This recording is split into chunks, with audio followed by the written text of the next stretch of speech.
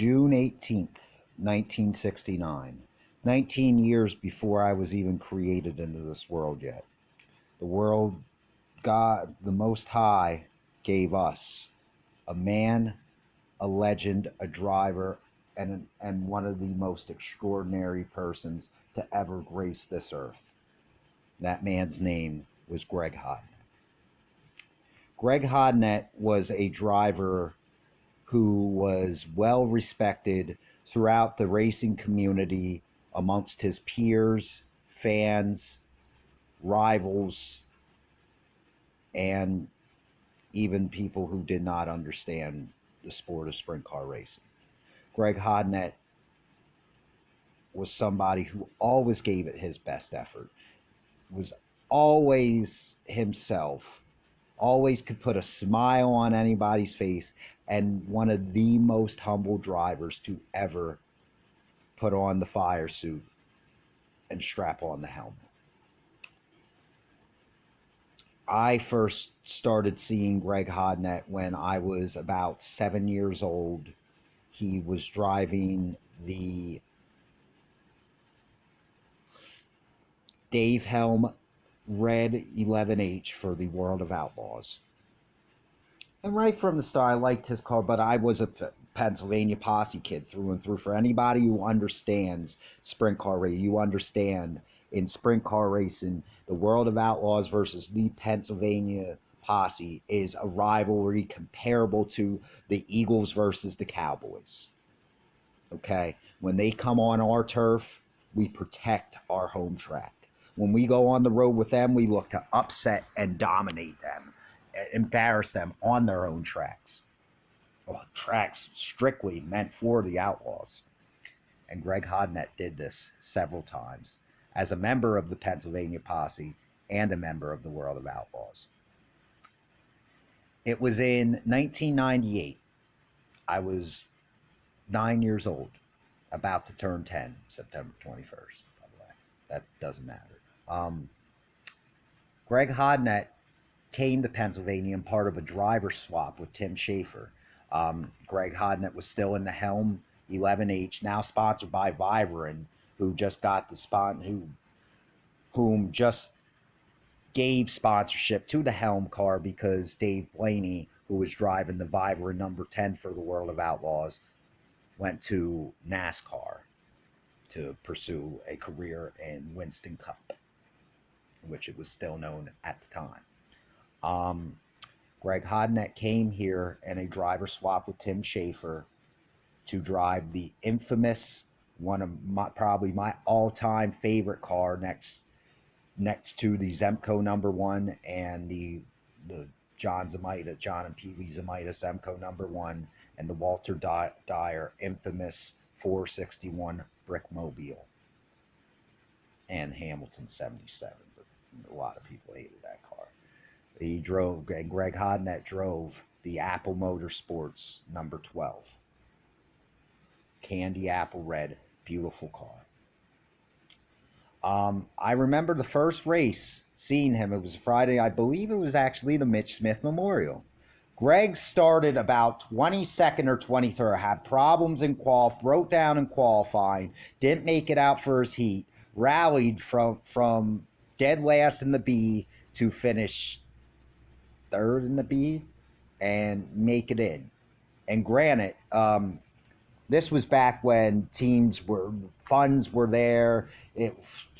Sport wasn't so dependent on sponsorship and all that. It was a who's who of a driver's lineup for the Mitch Smith Memorial, which was probably at the time the most prestigious non-outlaw race in central Pennsylvania for the Pennsylvania posse at Williams Grove Speedway. You remember those days back when Williams Grove was actually racy and competitive. Greg started, I believe, 22nd, outside of the second to last row. And at the time, this Billy Pouch was still running, so I believe he was in New Egypt for a dirt series modified race that weekend. So he was not here. Kevin Gobrecht was racing the number 1, who I rooted for, and Billy Pouch was my favorite driver. Kevin Gobrecht was second. Kevin took over, the G-Man took over that.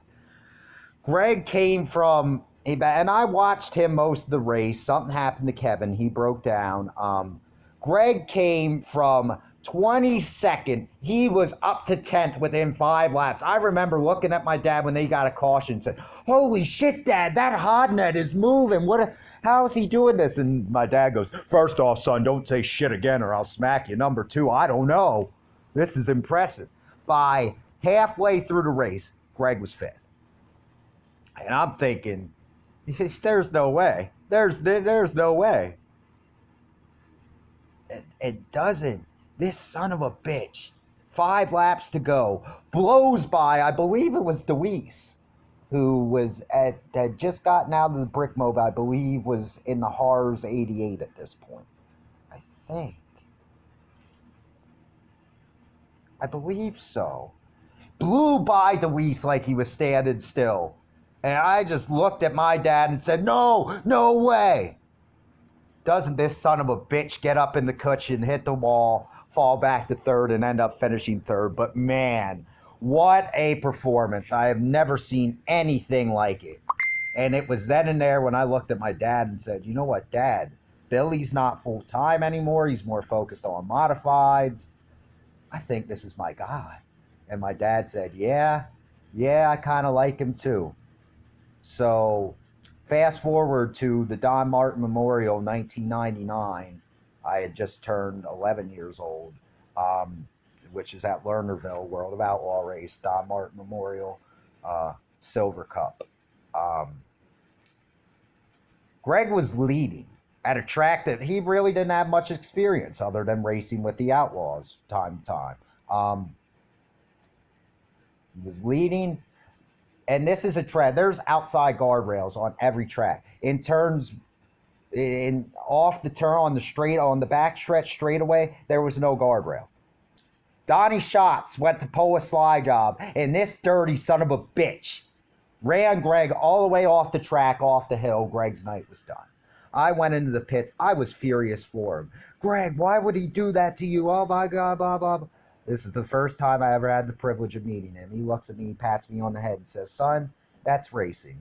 You know, as much as I would like to go punch Donnie in the face, it's not worth it. And besides, I know if the shoe were on the other foot, I'd be racing just as hard too. We're racing for $30,000 here, you know, or 15 at the time, I believe it was, you know, so." But and he had a 5-minute conversation with my dad and I, shot the shit. You know, my dad had a beer with him. He had his Pepsi and Oreos as is a custom, even back in 1999. And, you know, he asked me if I would like a Pepsi, and yeah, you know, and it was then where I just realized this guy, he's not only a class act on the track, he is one of the most humble gentlemen I could have ever met. And right then and there, I looked at him as a role model. I went to countless races with my father, seen his highest of highs, marked out, went fanboy nuts when I was at Grandview for Thunder on the Hill, when they had announced that Greg Hodnett had swept the World of Outlaws at the dirt track at Charlotte for the World Finals. Absolutely lost my shit. Unbelievable. Just unbelievable.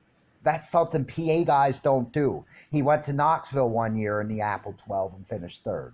Now, throughout the years, Greg had gone on to drive the infamous, probably most dominating sprint car in central Pennsylvania, maybe in all of sprint car racing the world over, in the Al Hamilton Mannheim Auto Auction number 77. Had a successful run in that. His most successful stint, I would say, was the Apple number 12. But he had success in any car he drove, even the Trone Outdoor 39. But he went on to drive the 77. He went back to the World of Outlaws and drove for Guy Forbrook. That was not a good experiment, so he came back to drive the Apple number 12 in 2001. Drove that till about 04. Took over the 77 for a couple years. Then jumped into Dean and Sandy Klein, number 22H. Had a very successful run. Outlaw wins at home and on road turf. or dirt, I should say. Um, I remember the happiest I ever was. We went to Eldora one year.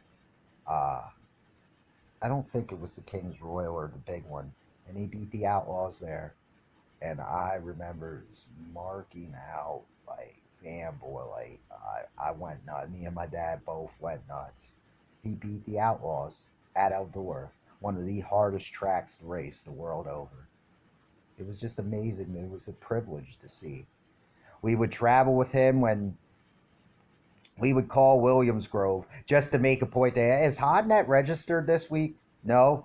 Do you know where he's going? Yeah, he's going to Lernerville with the he's going to Eldora. He's going up to I-95. We would go travel with him. That's what me and my dad did. If they were on the East Coast, if they did not leave like anywhere past, I'd say Indiana, we would go travel. We would go see it. We would go up to Michigan. We would go Jersey, Ohio, Indiana, New York, Wisconsin.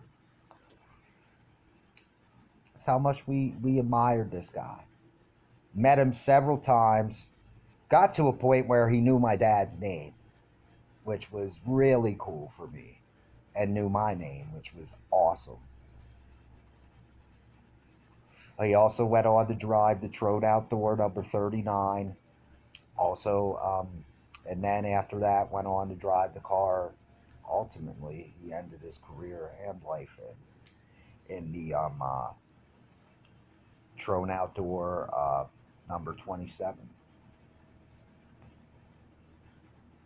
Last year, day before my birthday, mind you, what a birthday present. There was a local race at Baps Motor Speedway, formerly known as Susquehanna Speedway. Greg was in an accident. I was reading Sherry PA sprint car updates. For those of you that follow, Sherry is the best in the biz. Bless you, Sherry. Giving you a shout out on my video. Thank you for what you do for guys who have suspended licenses, can't make it to the races, and need to follow along. You are an absolute gem. So thank you for doing what you do. I was following along, seeing who was in a wreck. Like, okay, you know, he'll be all right. Get a text from an ex-girlfriend that I really wanted nothing to do with. Hey, are you okay? Am I okay? What are you talking? Greg was just in a bad. Yeah, I know. He's going to be all right. Eddie, did you see the latest? Went on to Sherry's post 2 minutes ago. I am sad to inform you all that on the way to the local York hospital, Greg Hodnett, at the age of 49, has passed away. And yes, I get passionate about this because I knew the guy. He wasn't just a racer to me. He was a mentor. He was a guy I looked up to. And